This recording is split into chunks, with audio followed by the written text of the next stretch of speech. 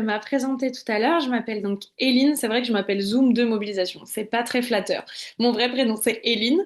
Et je suis responsable de la mobilisation terrain pour Victoire Populaire. Et donc c'est à ce titre que Marie m'a invitée à animer une formation de ce cycle. Et j'en suis ravie. Et comme Marie vient de le rappeler, on va voir qu'est-ce que c'est que le rôle d'organisateur et d'organisatrice et comprendre les trois étapes d'une action.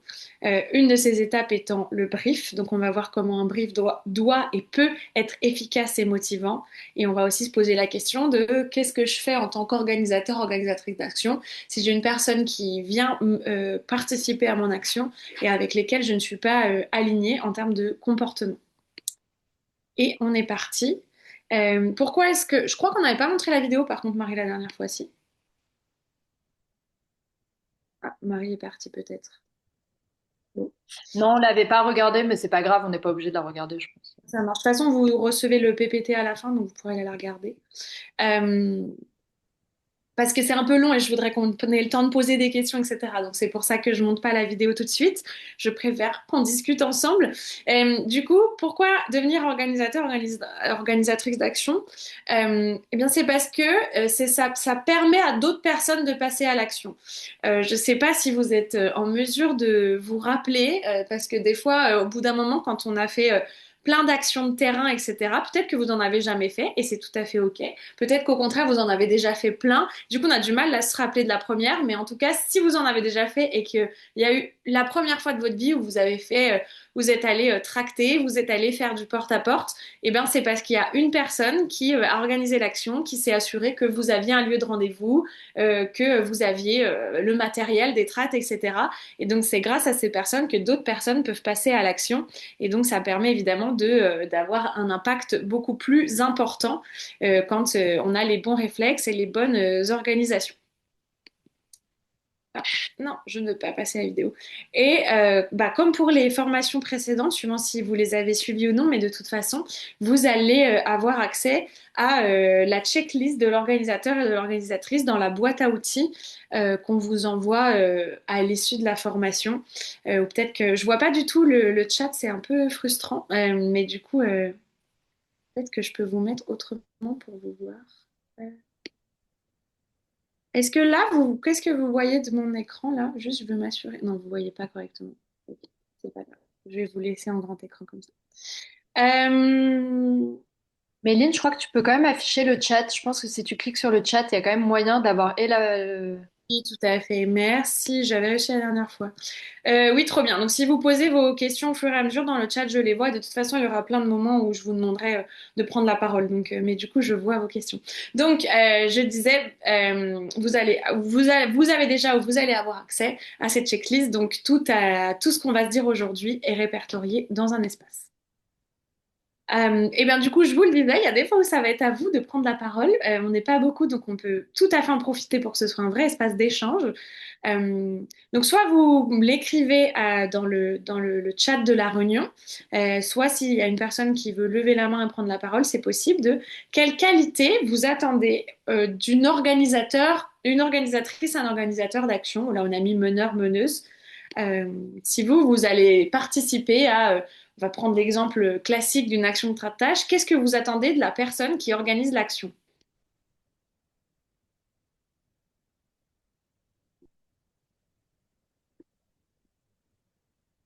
Vous pouvez m'écrire ou vous pouvez de l'organisation. Ouais, on va voir plein de points de cette organisation, mais ça résume bien un point commun. Oula, l'organisation revient pas mal. La bienveillance, oui, en effet, il y a une question de posture, d'avoir les bons outils. De la pédagogie, c'est vrai, d'être dans une démarche d'accompagnement, de l'anticipation qui vient avec l'organisation, la bonne humeur. Réunion de préparation. Ça, en effet, ça peut dépendre de la taille de l'événement et de l'action dont on parle. Nous, on estime qu'il ne faut pas forcément avoir suivi une réunion de préparation d'une heure pour après avoir fait un tractage d'une heure. Par contre, il faut que la personne qui vous accueille puisse, avec tout ce que vous avez dit, bonne humeur, bienveillance, pédagogie, en étant outillée, vous expliquer pour vous faire passer à l'action. Et après, pour des plus gros événements, en effet, il y a peut-être un enjeu à avoir des réunions de préparation. Je suis pas anti-réunion, je dis juste que c'est pas forcément tout le temps nécessaire. Ok, merci pour vos réponses. Eh ben, tout est vrai. Vous avez des très bonnes intuitions. Maintenant, on va se donner des conseils ensemble pour comment avoir justement cette bonne posture, cette bonne organisation. Donc le rôle, ça a été dit juste à l'instant, le rôle de l'organisateur, l'organisatrice, c'est de créer le cadre pour permettre aux gens de passer à l'action. Donc un cadre où les personnes se sentent en sécurité, se sentent à l'aise et se sentent motivées aussi. Vous avez des responsabilités de poser le cadre.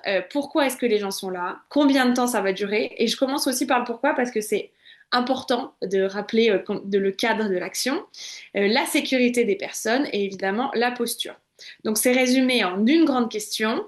Comment est-ce que de l'arrivée sur les lieux au moment où chacun est rentré chez soi, je m'assure que l'action se déroule bien, que l'action se déroule efficacement et qu'elle soit une réussite pour l'organisation et les individus. Donc qu'elle ait rempli les objectifs posés par l'organisation pour laquelle vous faites, que ce soit Victor Populaire ou autre chose, et que ce soit une réussite pour les individus, c'est-à-dire qu'ils aient passé un bon moment, qu'ils aient compris pourquoi ils et elle étaient là, qu'ils ont compris l'impact de leur venue ce dimanche matin au marché, etc.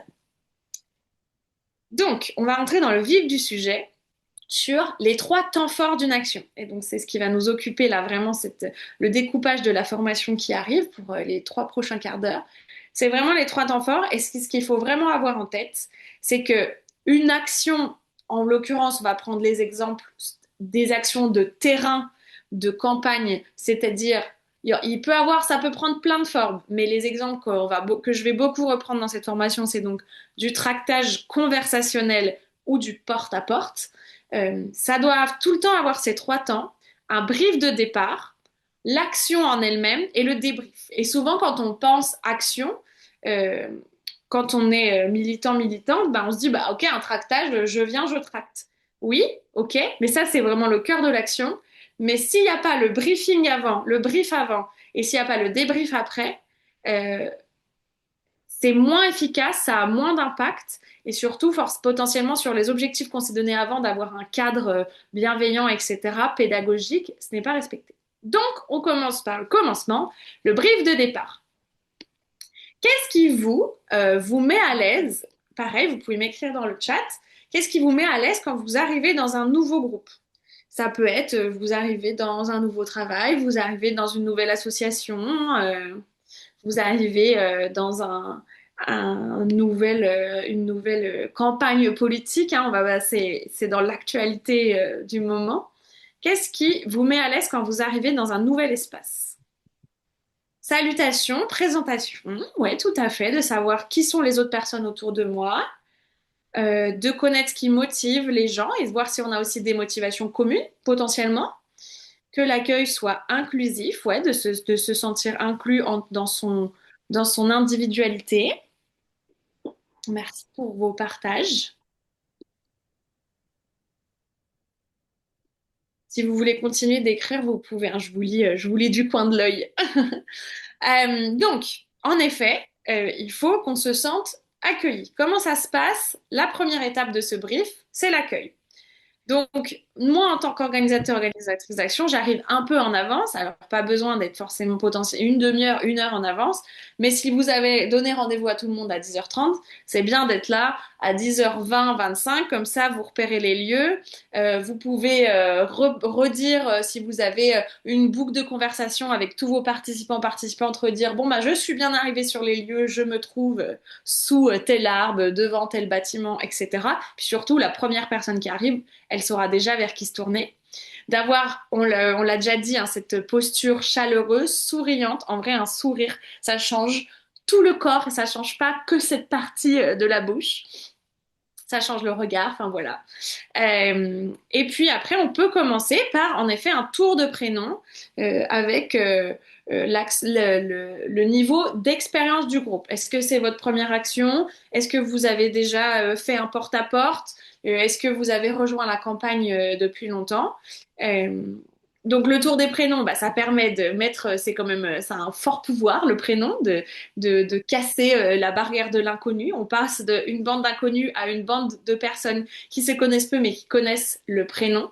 Et puis le fait, vous, de savoir ce niveau d'expérience, et c'est tout à fait OK hein, que les personnes disent c'est ma première fois, mais vous, ça vous met des indications à avoir en tête sur la suite du brief de OK, est-ce que j'ai quand même une énorme majorité de nouveaux nouvelles et donc là, ma priorité plus plus, ça va vraiment être de rassurer, de vraiment donner plein de conseils, de bien prendre le temps de faire chaque étape.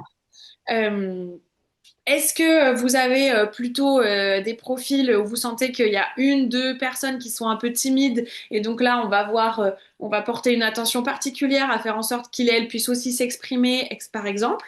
Est-ce que vous avez alors, ces profils difficiles, ça peut être des personnes qui prennent beaucoup d'espace mais qui n'écoutent pas forcément les consignes, des personnes qui sont très agitées pour des raisons X ou Y, hein, on a tous et tous des comportements différents et c'est OK.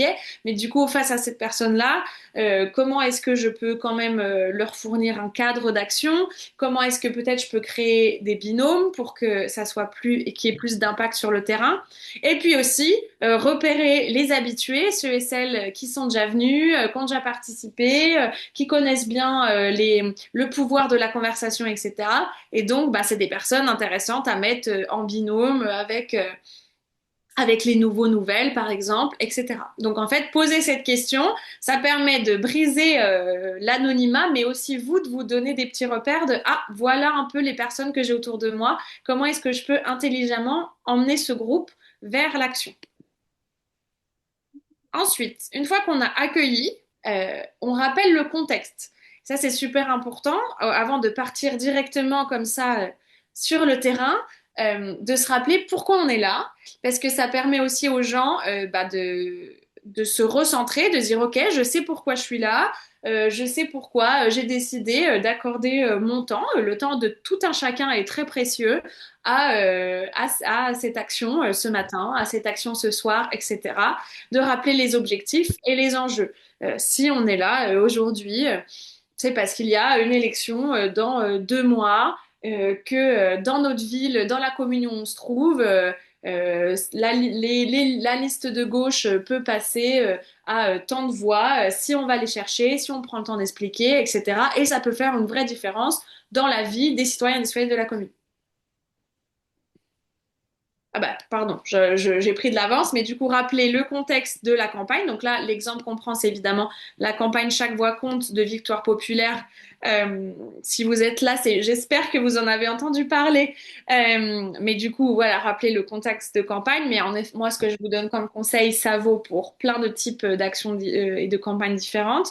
Rappeler les enjeux. Donc là, en l'occurrence, commune pivot, les voix qui ne doivent pas manquer aux prochaines élections et les objectifs. Donc, ça peut être l'objectif commun de la campagne, 10 semaines, 10 000 conversations, etc. Ou ça peut être, vous avez un sous-objectif local propre à votre commune. Attendez, je vais passer. Voilà. Euh, donc, on s'est présenté, on s'est rappelé pourquoi on est là. On passe à la partie plus technique de, OK, avec quoi on va atteindre ces objectifs? Donc, il y a toute une partie outillage. Et donc, si vous avez bien suivi le brief de campagne, vous avez entendu parler. Je réponds à ta question après. Merci de l'avoir posée. Euh, et donc, il faut s'assurer que tout le monde ait bien l'application common. Je vais pas revenir dans le fonctionnement, c'est pas le sujet de cette formation, mais tout est détaillé dans la formation que vous avez déjà suivie, où vous avez accès à la boîte à outils, etc.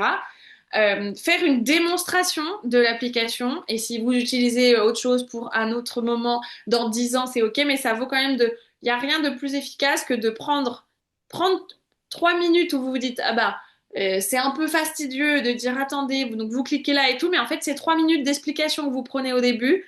C'est des heures que vous gagnez après de gens qui galèrent pas une fois sur le terrain ou alors de données qui sont moins remontées, etc., etc. Et cetera. Et c'est vraiment important d'avoir des données qui remontent des actions de terrain parce que s'il n'y a pas de données, il n'y a pas d'action après. Si on n'a pas le contact des gens avec qui on a parlé, on va pas pouvoir leur envoyer un rappel 2 jours avant l'élection qu'il y a une élection et qu'il faut aller voter. Euh, Yes.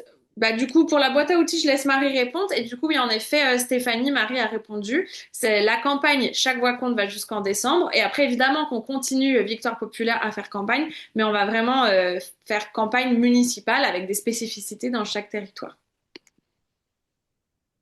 Donc, on a fait connaissance, on a rappelé pourquoi on était là, on a rappelé avec quoi on va atteindre ces objectifs, avec quels outils.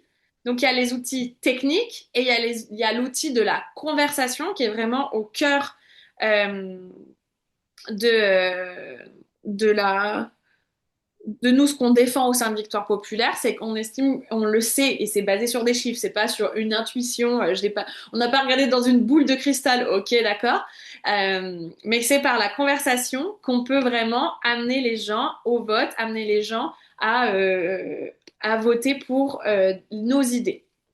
Et donc, on rappelle le script d'une conversation et on simule, pareil, je vais pas rentrer forcément dans les détails puisque bah, Marie, je pense, va vous répondre, mais normalement, ça fait partie de la boîte à outils. Peut-être que vous la recevez à la fin de la session d'ailleurs, de la promotion. Marie, n'hésite pas à leur répondre. Euh,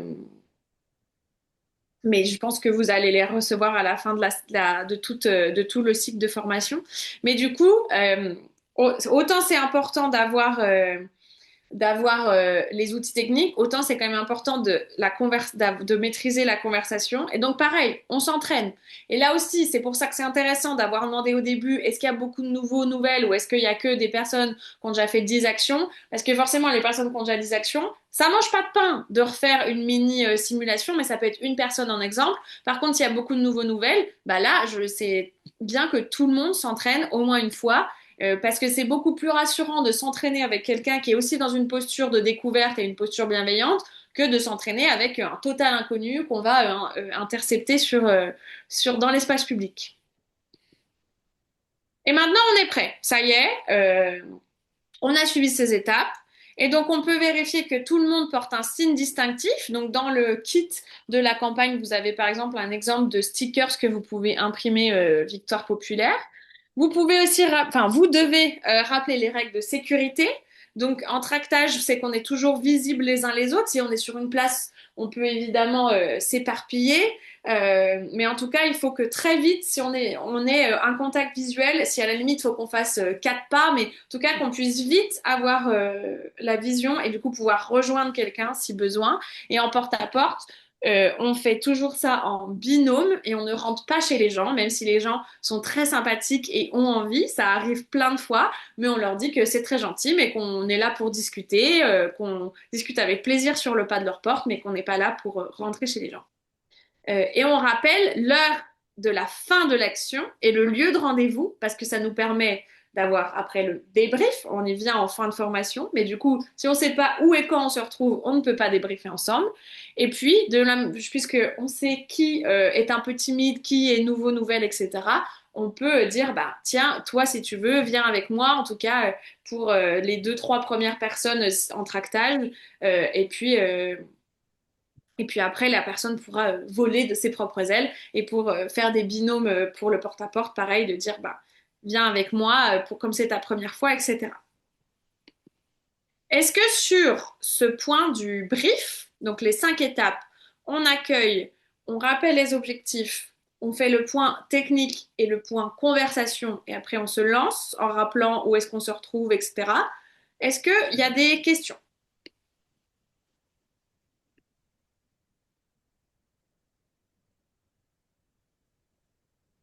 Si je ne vois pas de message dans le chat, je me dis que c'est tout bon. Et si vous en avez qui vous reviennent après, vous pouvez les poser de toute manière.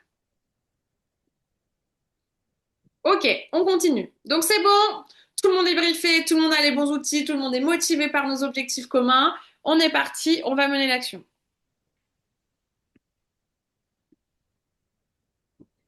Euh, petit point avant de vraiment rentrer dans les détails de l'action, mais c'est important de comment est-ce qu'on réagit si pendant le brief, ou d'ailleurs pendant le débrief, en tout cas pendant les moments où on vous rapporte un propos, mais vous avez ce qu'on appelle le mansplaining, donc c'est un homme qui, par exemple, prendrait énormément d'espace et voudrait absolument tout expliquer, alors que ce n'est pas lui l'organisateur d'action et il y a une différence entre donner des conseils et vouloir absolument expliquer tout comment faire comme s'il avait la science infuse.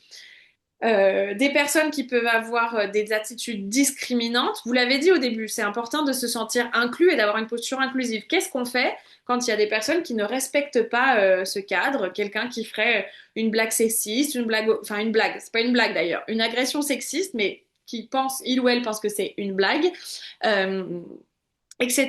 Est-ce que vous avez des idées de comment est-ce qu'on réagit dans ces cas-là?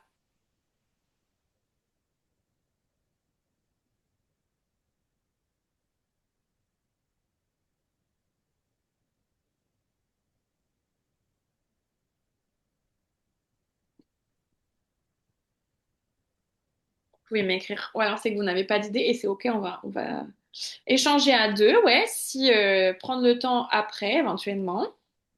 Tout à fait.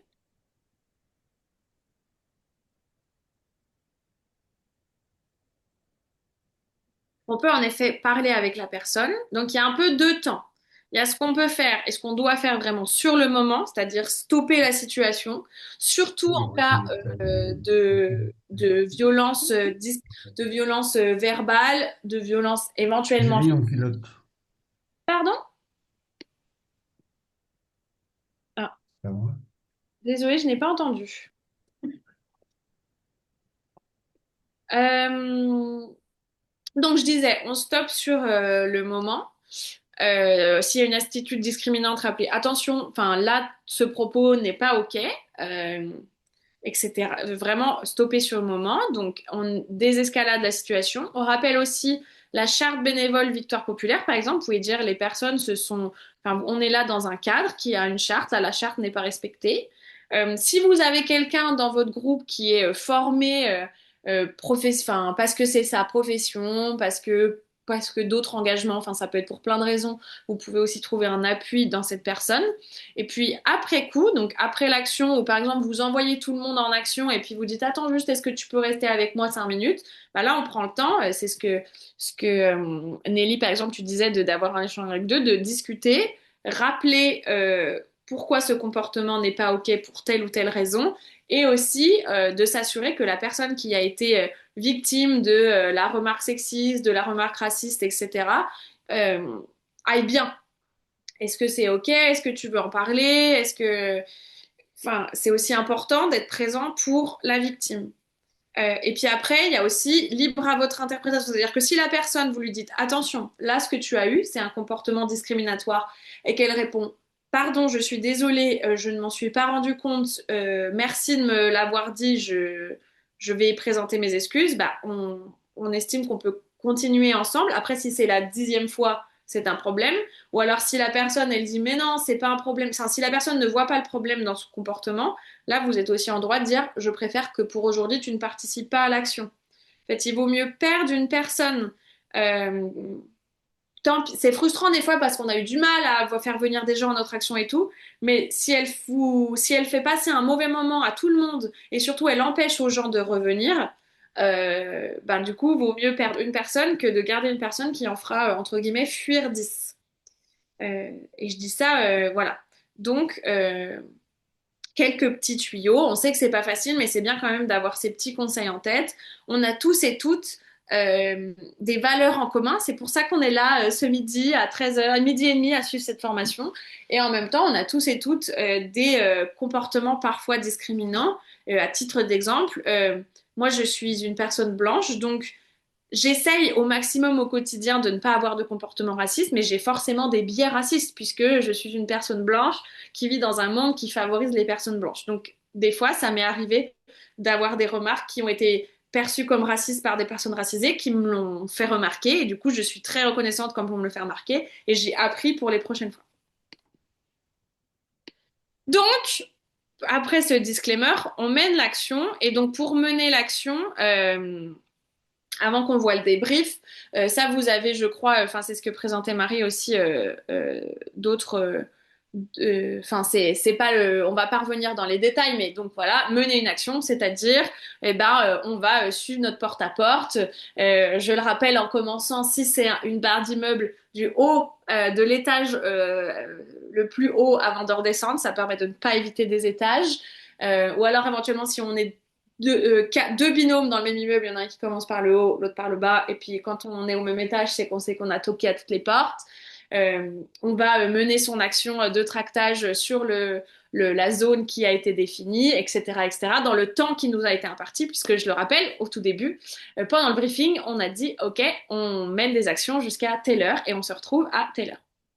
Et sachant, ce qui est bien à savoir, c'est que, en fait, en tractage, c'est beaucoup plus facile de vite être à un point de rendez-vous. Et au porte-à-porte, forcément, des fois, vous dispersez un peu dans quelques rues, dans un quartier. Donc, il faut laisser le temps aussi aux gens de revenir. Et c'est là aussi, on vous conseille d'avoir un moyen de communiquer avec tout le monde. Donc, que tout le monde ait votre numéro si jamais il y a un problème pour pouvoir vous retrouver ou si pour une raison X ou Y, il ou elle a besoin de soutien, c'est le binôme a besoin de soutien, c'est bien d'avoir le numéro. Et c'est même encore mieux d'avoir une boucle sur la plateforme de messagerie que vous utilisez. Donc, ça peut être WhatsApp, ça peut être Signal, ça peut être Telegram, mais où il y a tous les participants et les participantes.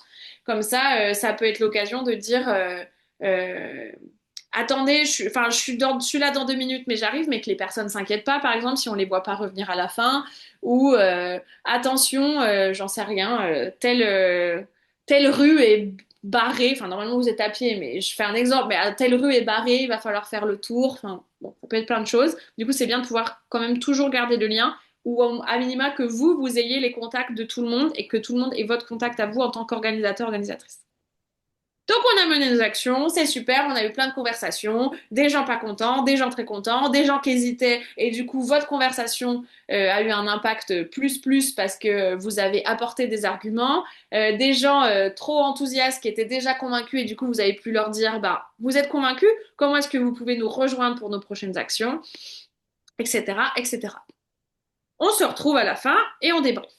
Pourquoi est-ce que je dis ce mot environ 40 fois depuis les derniers trois quarts d'heure, mais c'est important de faire un débrief, d'après vous.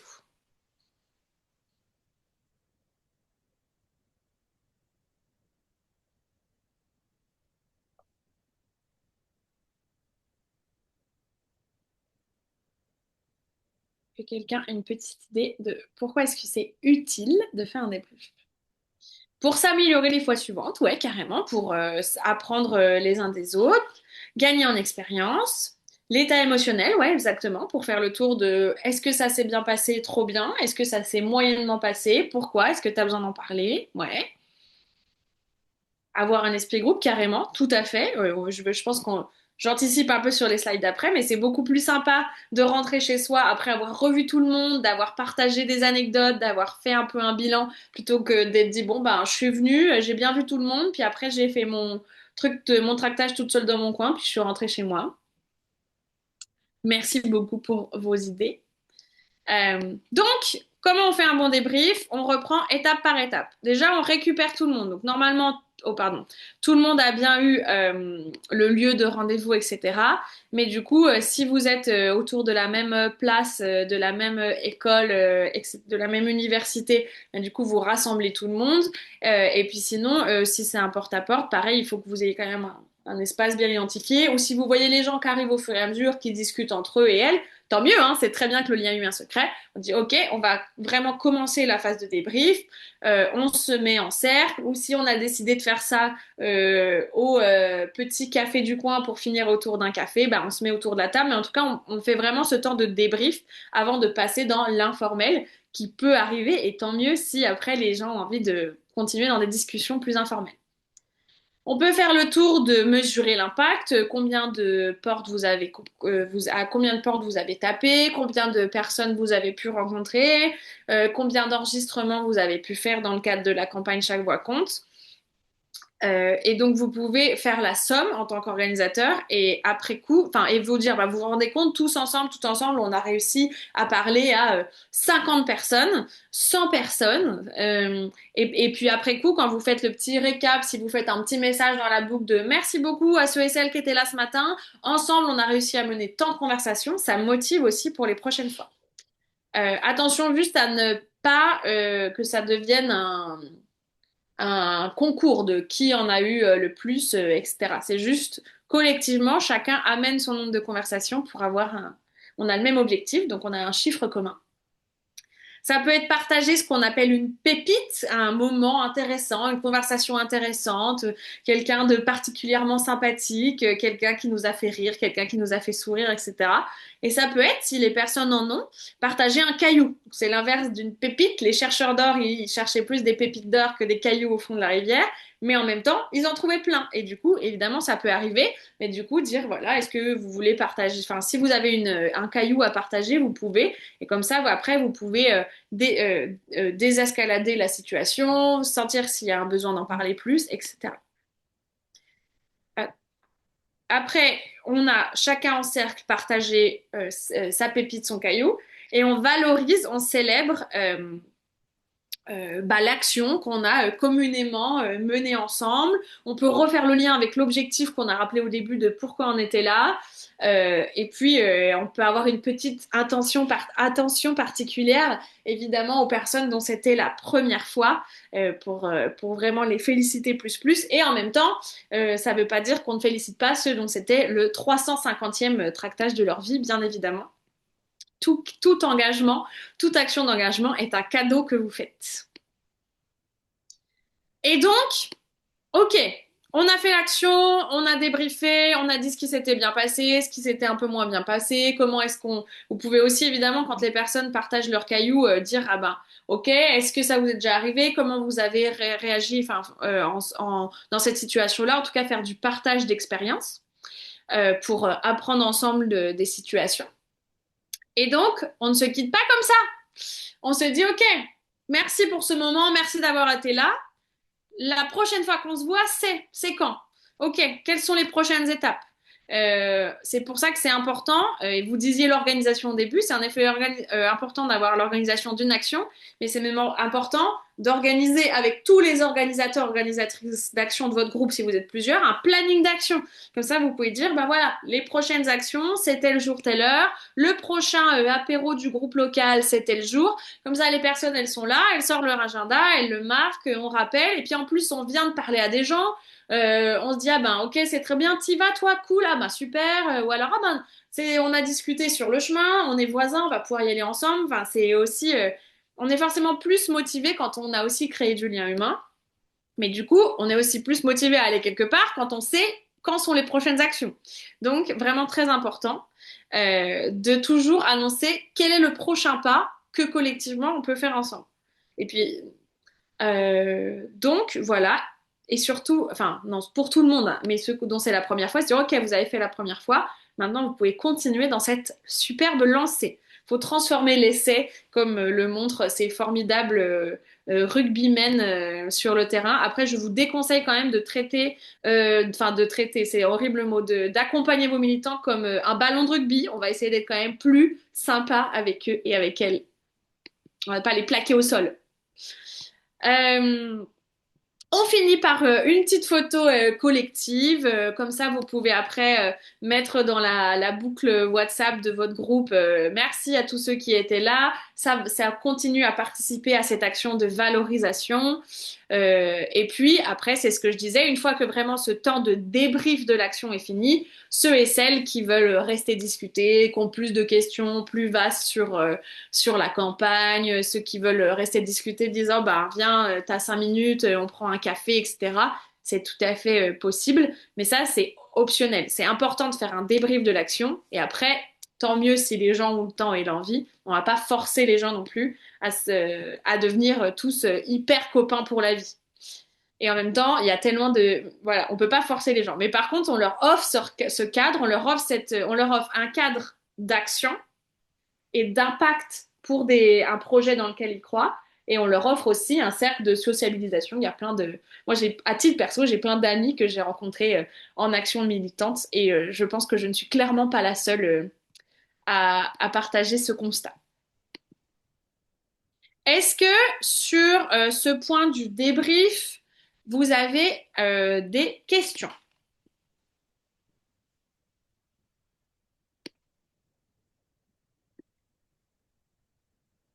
Merci Jeanne.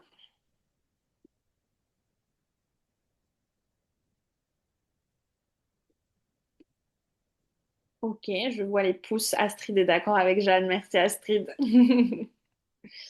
Ok, trop bien. Donc c'est bon. Vous savez mener un brief, mener l'action, faire un débrief. Ben maintenant, je vous propose qu'on s'entraîne. Euh, Marie, tu fais des binômes du coup, je crois. Je sais pas si Marie est encore là. Je crois que je la vois dans le chat. Sinon, on reste tous et toutes ensemble. Ouais, peut-être que, bah, comme tu veux, mais peut-être qu'on reste ensemble et ceux qui veulent partager, partagent leur brief. Ça marche. Du coup, il est 43, donc parfait. Il nous reste un quart d'heure. Et après, on aura 2 minutes de clôture, de débrief. On vous laisse 5 minutes pour écrire un brief individuel. Donc, vous pouvez choisir votre action. Est-ce que c'est un tract? Est-ce que c'est un tractage? Est-ce que c'est un porte-à-porte? Mais du coup, vous pouvez écrire votre brief. Et après, ça sera pas forcément en binôme, ça pourrait être aussi en grand groupe, mais du coup, il y aura une ou deux personnes volontaires qui pourront nous présenter leur brief.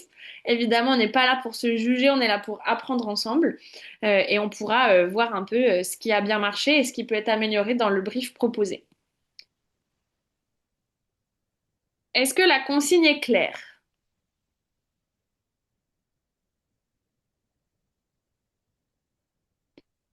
S'il n'y a pas de questions, je vous laisse donc, il est 43, je vais vous laisser 4 minutes, parce que il y a un peu de... Je vous laisse, oui, 4 minutes, donc je vous laisse jusqu'à 47 pour pardon, j'ai avancé le pour faire des petites notes, écrire un brief. Vous n'êtes pas forcément obligé d'écrire phrase par phrase, mais au moins vous mettre les points sous forme de petits tirets sur une feuille de papier, un document dans votre ordinateur, etc. Et j'en profite pour boire un coup. À tout de suite.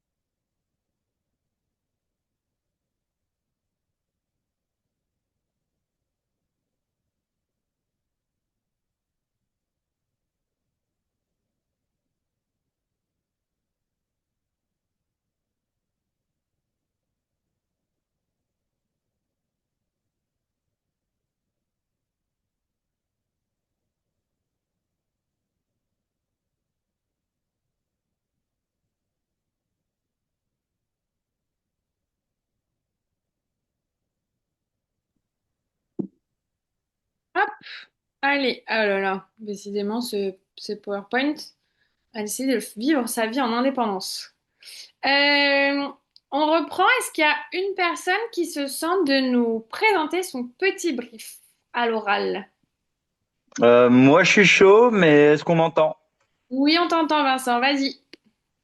Donc moi, alors c'est bon, forcément, c'est un petit peu flou.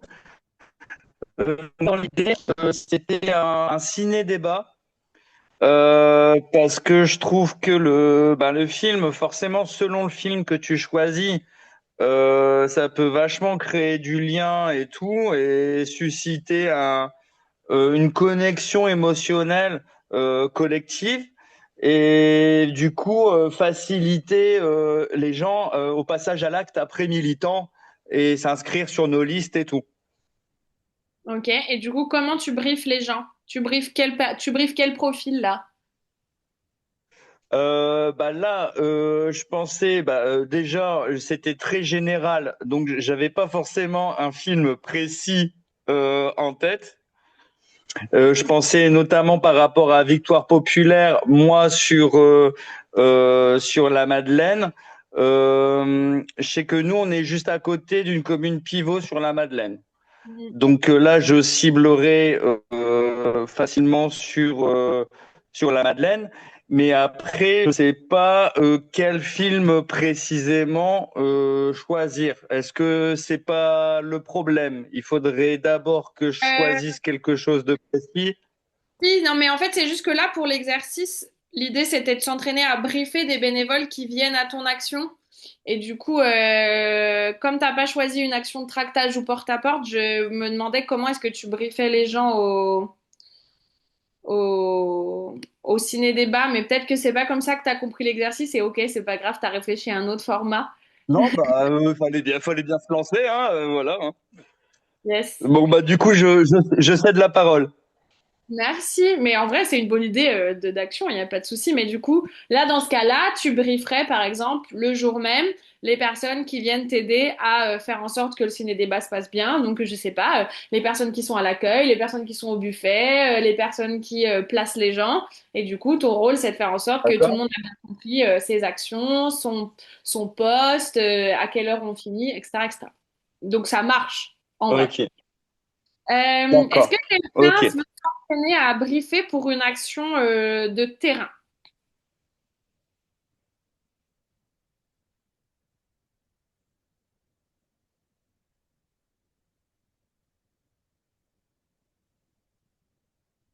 Vous êtes tous et toutes timides. Ça, je vous ai pas demandé, je vous ai dit de faire le brief, mais on n'a pas fait le tour de savoir est-ce que vous étiez plutôt des timides. Promis, j'ai à manger dans mon frigo. Je ne vais pas vous manger à travers l'écran. J'ai faim, mais je ne mange après. Ok, écoutez, si personne veut s'entraîner, c'est ok.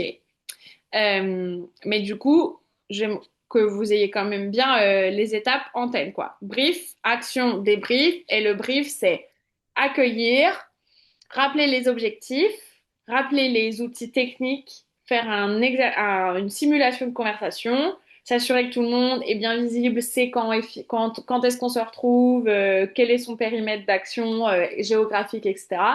On part en action et on se retrouve à la fin. On arrive petit à petit, etc. Quand tout le monde est là, on fait un cercle, on débriefe.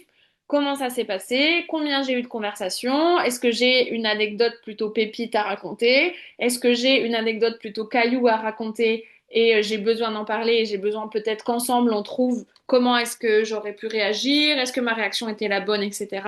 On l'a dit, hein, c'est aussi ce moment-là. Ok, on a fait ce tour, on célèbre le fait d'avoir mené une action ensemble, nos réussites, notre impact sur le terrain, et on se dit, ok, quelles sont les prochaines étapes? Quand est-ce qu'on se retrouve pour la prochaine fois? Comment est-ce que je suis sûre de bien avoir les infos? Est-ce que vous avez bien les contacts de tout le monde pour pouvoir leur rappeler, est-ce que la personne est bien dans le groupe WhatsApp de votre groupe local, dans le groupe WhatsApp de votre campagne, etc., etc., pour pouvoir après, vous leur avez dit hein, quand était la prochaine action, mais leur battre le rappel. Donc, les prochaines actions en tant qu'organisateur d'action concrètement, c'est de regarder si vous avez votre commune est pivot ou elle est pivot, c'est-à-dire qu'elle peut basculer de droite à gauche ou qu'elle a un risque de basculer de gauche à droite et donc il faut la garder à gauche, euh, sur notre carte qui est en ligne sur le site victoirepopulaire.fr dans la catégorie campagne, chaque voix compte.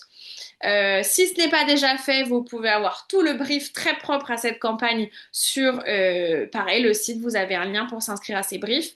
Et puis si, soit vous voulez multiplier les actions, soit vous vous dites, OK, j'ai bien compris comment se déroulait une action de terrain, mais je suis vraiment seule sur mon territoire ou je me sens pour l'instant pas, j'ai besoin d'y aller petit à petit. Enfin, vous pouvez avoir chacun vos raisons. Vous pouvez aussi passer à l'action depuis votre canapé en rejoignant des sessions de phoning. Donc là, vous passez des appels. Euh, dans des communes pivots pour justement aller chercher des voix ou aller chercher des personnes qui, elles, passeront sur le terrain dans des communes pivots. Et puis au final, ce que je vous dis pour le brief, bah, ça vaut aussi pour une session de phoning. C'est-à-dire qu'une session de phoning qui est bien organisée, en tout cas, ça commence aussi par un briefing, rappeler pourquoi on est là, comment ça marche l'outil de phoning, puis après on mène l'action, on passe nos appels, et puis après à la fin, on se retrouve, on débrief, on partage une conversation qui nous a marqué, une conversation qui nous a posé problème. En fait, là, j'ai pris beaucoup les exemples d'actions sur le terrain, mais en fait, ça marche pour tout type d'action, les petits conseils qu'on vous a partagés. Je vous remets ce que Marie a présenté au début. Donc là, c'est bon. Vous avez suivi le module Mener une action de A à Z. Et la prochaine fois, c'est lundi prochain avec organiser un apéro mobilisateur. Donc, comment est-ce qu'on mobilise et comment est-ce qu'on a réuni 8 personnes qui ne se connaissaient pas ou peu dans une pièce? Comment est-ce qu'on passe un bon moment, mais aussi on a de l'impact dans cette action-là?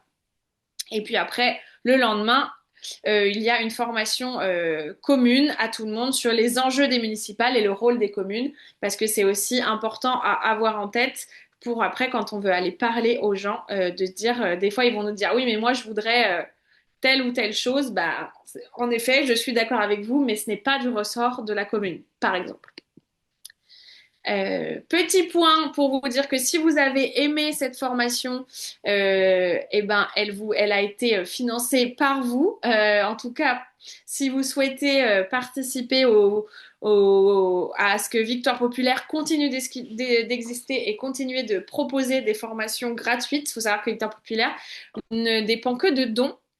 Il n'y a pas de subvention, l'État ne nous donne pas d'argent. Nous n'avons pas d'argent de milliardaire. Un jour, si vous connaissez un milliardaire dans votre famille qui adore la gauche, n'hésitez pas à nous donner son numéro. Mais en tout cas, vous pouvez faire un don ponctuel ou mensuel. C'est très important pour qu'on continue d'exister. C'est évidemment si vous le pouvez dans la mesure de vos moyens et ça peut être défiscalisé si vous payez des impôts. Hop. Merci beaucoup. Il reste 4 minutes, enfin il est 12h56, donc vous pouvez, s'il y a encore quelques questions, je suis là pour y répondre. Il n'y a pas de souci.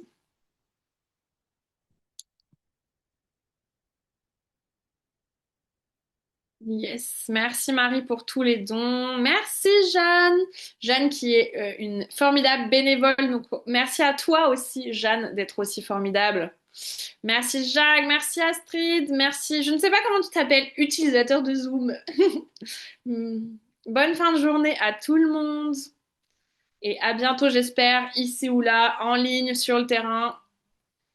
Merci à vous. Merci beaucoup tout le monde. Passez une bonne après-midi. Merci Marie pour toute la logistique derrière. Yes. Partout, yes Jeanne, évidemment.